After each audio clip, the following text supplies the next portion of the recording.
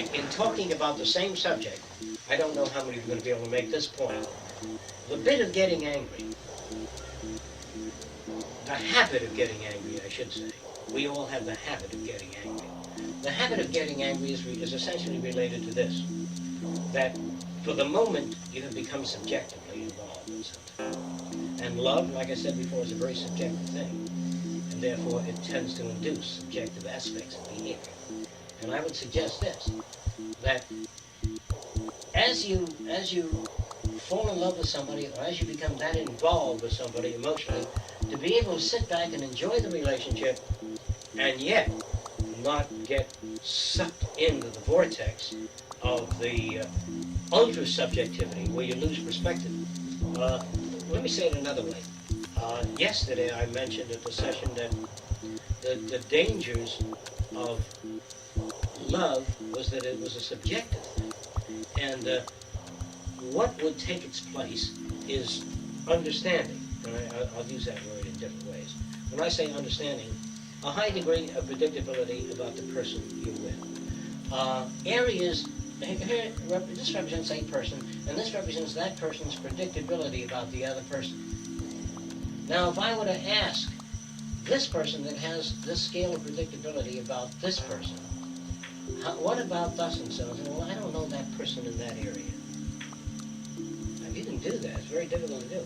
I don't know what my car is like on mountain roads, but I like it in the city. I like it in Miami, but in San Francisco, the car may give me a lot of different problems. You know, going up hills and down hills, all kinds of problems. So when I go to San Francisco, I've got to do something else, brand new. This is an exaggerated hill in San Francisco. When you park your car, you turn your wheels toward the curb when you put your brakes on. A lot of people leave the wheel headed downhill, you know, and they pull the brakes on the same way they pulled it on in the flat country. And so if the brakes were to release, at least your car will go into a building on the side of the hill, or the wheels will hit the curb. But if you put them straight, you've made no adjustment for that new country.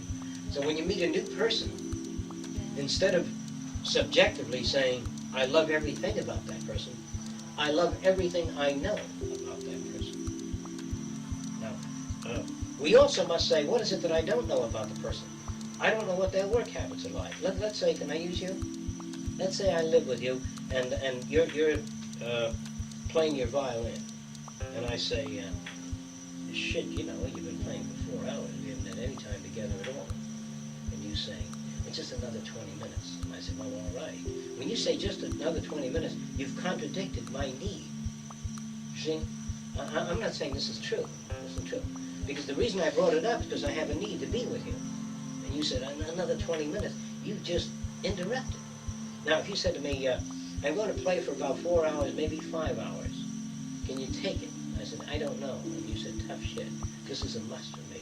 It's important as our relationship, my rehearsing with the violin. Then I've got to learn to not permit you, but to allow, I must accept that difference. Without saying, she thinks more of a violin in practice than she does in me. Is that all right? No. If you are a hand holder, an all-day hand holder, and let's say you're a hand holder for 8 hours, then I get my complete relief and kicks by holding hands for an hour and a half. And I'm completely gratified. That's all I need. But she needs 3 hours of it. I have no right to say, why don't you become a 2-hour hand holder? And she has no right to say, why don't you become an 8-hour hand holder? You got to understand there's a difference on the part of the other person. And if you're more educated in that area, I would generally suggest submitting to the difference of the person that needs the 8-hour hand hold. You know why? Because it should be easier for you. It's more difficult for a person that's subjectively involved. Does anyone doesn't understand that? It's easier for you. It's easier for me. Now, if my daughter, when she was 15, did 22 stupid things in a row, I'm always pleasantly surprised because it wasn't 28.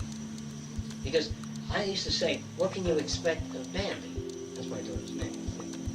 What can I expect of my mother? If my mother does 27 stupid things an hour, well, I'm using derogatory language here, because that is her pattern. And if one day she does something real pleasant, makes several good decisions, I say, I'm sure glad you're over that. Nobody's over that.